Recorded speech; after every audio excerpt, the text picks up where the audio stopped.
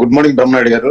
చర్చలో పాల్గొన్న పెద్దలందరికీ, ప్రామినెంట్ ప్రేక్షకులందరికీ కూడా వెరీ గుడ్ మార్నింగ్. సో మీరైనా నమ్ముతారా సార్, ఇప్పుడు భూమన కరుణాకర్ రెడ్డి గారు ప్రమాణం చేసి నాకే పాపం తెలియదు అని చెప్పేసి వెంకటేశ్వర స్వామి సన్నిధిలో భగవంతుడి సాక్షిగా ఆయన జ్యోతి వెలిగించి మరీ ప్రమాణం చేశారు కుటుంబ సభ్యుల మీద కూడా.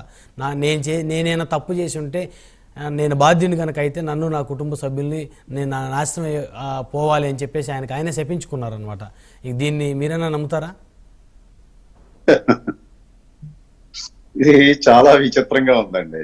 ఎందుకంటే తప్పులన్నీ చేసి వచ్చి కర్పూరం ఒకటి వెలిగించి దేవుడి దగ్గర ప్రమాణం చేస్తే అంతా తీరిపోద్ది అనుకోవడం అన్నది చిన్నపిల్లల ఆట. యాక్చువల్ గా ఒక నేరం ఆరోపింపబడింది.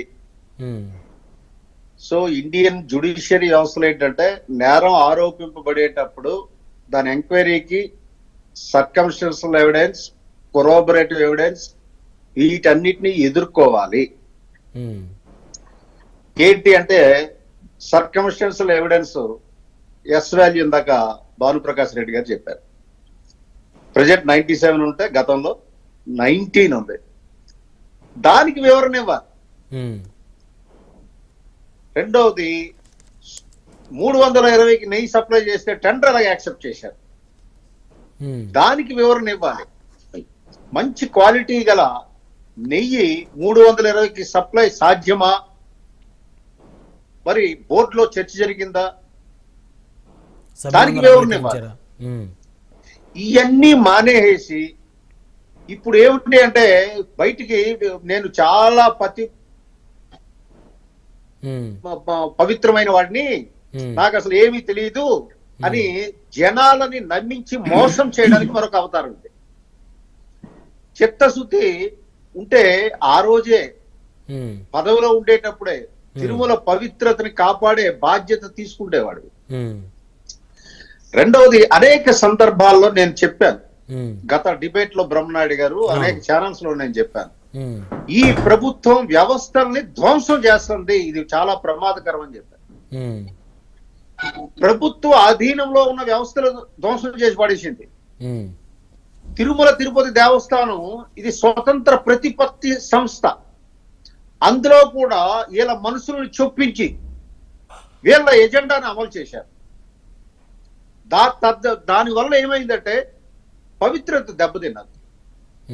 మత అంశాల మీద నేను ఎప్పుడు మాట్లాడను జనరల్ గా.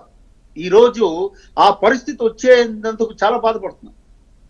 చాలా సున్నితమైన అంశం. మతం అనేది విశ్వాసానికి సంబంధించినటువంటి అంశం. దాని మీద దాడి చేశారు. ఎందుకు ఈ దాడి జరిగింది? అసలు దీని వెనక ఏమైనా కాన్స్పిరసీ కుట్ర ఉందా? ఒక క్రిమినల్ కాన్స్పిరసీ ఉందా? ఇది లడ్డూ మీద జరిగిన దాడా, హిందువుల సాంప్రదాయాలు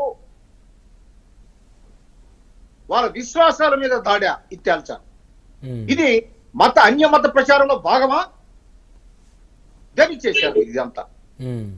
లేదు డబ్బు సంపాదించడానికి చేశారా? విశ్వాసం ఉన్నోడు ఎవరు చేయడు. ఎందుకంటే కలియుగ దైవం అని చెప్పేసి భారతదేశం కాదు ప్రపంచ హిందువులంతా కూడా తిరుమల తిరుపతి వెంకటేశ్వర స్వామికి కొలుస్తారు. అంటే ఇది చిన్న అంశం కాదండి. నా దృష్టిలో అయితే ఇది లడ్డు అంశం కంటే వెనక వేరే కుట్ర కోణం మీద ఉంది. ఎందుకంటే మొదటి నుంచి ఈ రాష్ట్రంలో అన్యమత ప్రచారానికి దేవాలయాలు వాడుకున్నారు.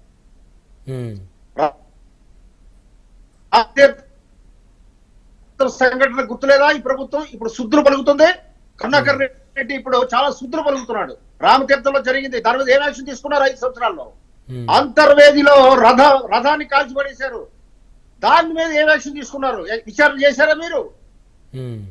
అంటే ఇది ఎట్లా తయారైంది అంటే జగన్మోహన్ రెడ్డి 5 సంవత్సరాల పరిపాలన కూడా ఇష్ట రాజ్యంగా అత్యంత నియంత్రణతో పోగడలతో చేశాడు. ఆయనకు ఒక రకంగా ఎలాగ పరిపాలించాలో తెలియదు. నేను అనేక సందర్భాల్లో చెప్పాను, జగన్మోహన్ రెడ్డి పరిపాలన విధానం మీద ఒక పాలకుడు ఎలా పరిపాలించకూడదు అనే సబ్జెక్ట్ మీద పిహెచ్డీలు కానీ చేస్తే 10 పిహెచ్డీలు వస్తాయని చెప్పాను. అదే జరిగింది ఈ రోజు చేసిన అపచారాన్ని కప్పిపుచ్చుకోవడానికి ఈ మాట్లాడే మాటలు, ఈ ప్రమాణాలు ఇవన్నీ భానుప్రకాష్ రెడ్డి గారు ఏమనుకోకపోతే చిత్తూరులో ఇవి ఎక్కువ ఉంటాయి. ఉమ్. వస్తావా కాణిపాకం దగ్గర ప్రమాణం చేస్తావా అని అంటుంటారు. ప్రమాణం చేస్తే పోతుందండి, నేరం కాదు పోతుందా? కాదు ఒక విషయం శివశంకర్ గారు, ఇప్పుడు ఆయన ఏదైతే ప్రమాణం చేసి నేను తప్పు చేసి ఉంటే నేను నా కుటుంబం సర్వనాశనం అయిపోవాలని ఆయన భగవంతుడు సాక్షిగా జ్యోతి వెలిగించి మాట్లాడారు కదా. ఒకవేళ నిజంగా ఆయన తప్పు చేసి కనుక ఉంటే ఆయన మనసుకు తెలుస్తుంది కదా, నా కుటుంబ సభ్యులు మేమంతా కూడా మా కుటుంబం నాశనం అయిపోతుందేమో అని చెప్పేసి ఆయనకు అనిపిస్తుంది కదా సార్. సో తప్పు చేసిన వాడైతే ప్రమాణం ఎలా చేస్తాడు? ఇది బ్రహ్మనాయుడు గారు, అది మీకు నాకు ఈ చర్చిలో ఉన్న వాళ్ళకి వర్తిస్తుంది. ఉమ్.